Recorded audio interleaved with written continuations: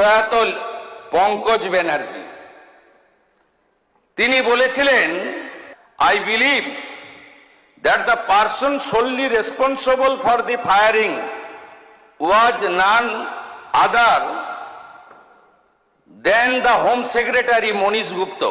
Commission কেন তৎকালীন মুখ্যমন্ত্রী মমতা বন্দ্যোপাধ্যায়কে ডাকেননি সেটা তো বলা বড় মুশকিল। আরও এক 21শে জুলাই, রক্তাক্ত স্মৃতি, রাজনৈতিক ঝড়। তার ঠিক আগে মমতা বন্দ্যোপাধ্যায়ের আমলে গঠিত 21শে জুলাই কমিশনের রিপোর্ট প্রকাশ্যে আনলেন শুভেন্দু অধিকারী। আর তারপরে ইতিহাস নিয়ে শুরু হলো নতুন করে কাটাছেঁড়া। সেদিন কে ধর্মতলায় গুলি চালানোর নির্দেশ দিয়েছিলেন, কার দায়, কাদের দোষ, এই আবহেই বারবার উঠে এলো তৎকালীন স্বরাষ্ট্র সচিব, পরে মমতা বন্দ্যোপাধ্যায় সরকারের মন্ত্রী মনীশ গুপ্তর নাম।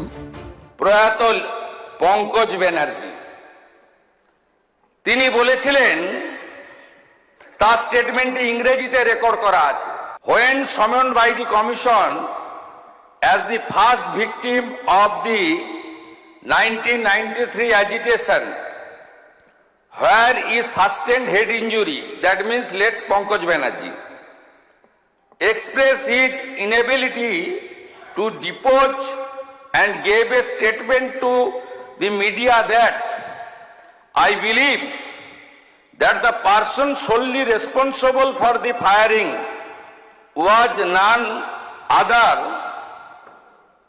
than the Home Secretary Monish Gupta. But the culprit has been given a berth in the Mamata Banerjee cabinet. 1993 সালের 21শে জুলাই যেদিন গুলি চলেছিল তখন স্বরাষ্ট্র সচিব ছিলেন মনীশ গুপ্ত, অর্থাৎ আমলা হিসাবে যিনি পুলিশ দেখতেন।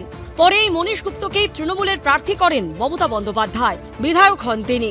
মনীশ গুপ্তকে বিদ্যুৎ মন্ত্রী করেন মমতা বন্দ্যোপাধ্যায়, প্রথমে মন্ত্রী, তারপর তাকে রাজ্যসভাতেও পাঠায় তৃণমূল।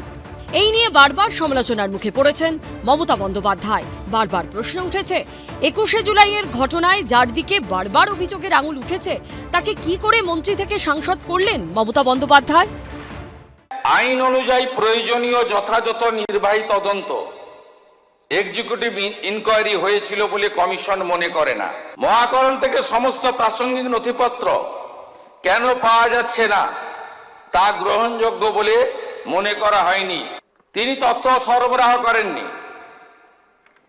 তিনি একটাও নথি দেননি, কারণ ওনার পাওয়ার মিনিস্টার ফেঁসে যাওয়ার প্রভূত সম্ভাবনা ছিল।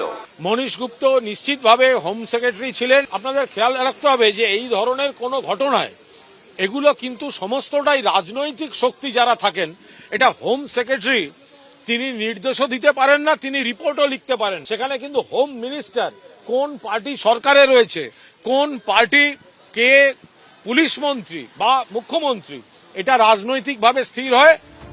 যদিও 21শে জুলাইয়ের গুলি চালানোর ঘটনায় জড়িত থাকার অভিযোগ বারবার অস্বীকার করেছেন মনীশ গুপ্ত। যেগুলো একদম সম্পূর্ণভাবে ভিত্তিহীন। কোন স্বরাষ্ট্র সচিব কখনো রাইটাতে বসে গুলি চালান না, এগুলো তো বলে লাভ নেই। বা এরা অকারণে এরা রাজনীতি করছে, পর আমার নামটা চালিয়ে যাচ্ছে। পুলিশ রেগুলেশন বেঙ্গল 1968 সেটাতে পরিষ্কার ভাবে বলা আছে, সেটা তো ওদের বাইবেলের মতো। ওরা গুলি চালাবে, কখন চালাবে, কি করলে চালালে কি করতে হয়, দিতে পারে না দিতে পারে, পুরো জিনিসটাই বলা আছে। লালবাজার থেকে তো কন্ট্রোল হয়, সেটা তো রাইটার্স বিল্ডিং থেকে কন্ট্রোল হয় না। গ্রাউন্ড লেভেলে যে কাজগুলো, তার সঙ্গে স্বরাষ্ট্র সচিবের কোনো সম্পর্ক নেই। কিন্তু শহীদ পরিবারের গলায় স্বাভাবিকভাবেই ভিন্ন সুর। মনীশ গুপ্ত তো ছিলই, আমরা তো জানি ছিল যে দিদি যুদ্ধটাকে আড়াল করে যায়, সেটা আমরা কি করতে পারি। আজকে যে মনীশ গুপ্ত সেই সময় পুলিশ মন্ত্রী ছিলেন, তার শাস্তি চাইছি। কেন মমতা ব্যানার্জি মনীশ গুপ্তকে ওনার মন্ত্রিসভায় রেখেছে? ওনার কাছে ফাইল ছিল। সব মিলিয়ে ফের একবার ইতিহাসের কাটাছেঁড়া শুরু হয়েছে। আশাবুল হোসেন, কৃষ্ণেন্দু অধিকারী ও পার্থপ্রতিম ঘোষের রিপোর্ট, এবিপি আনন্দ। এবিপি আনন্দ, এগিয়ে থাকে, এগিয়ে রাখে।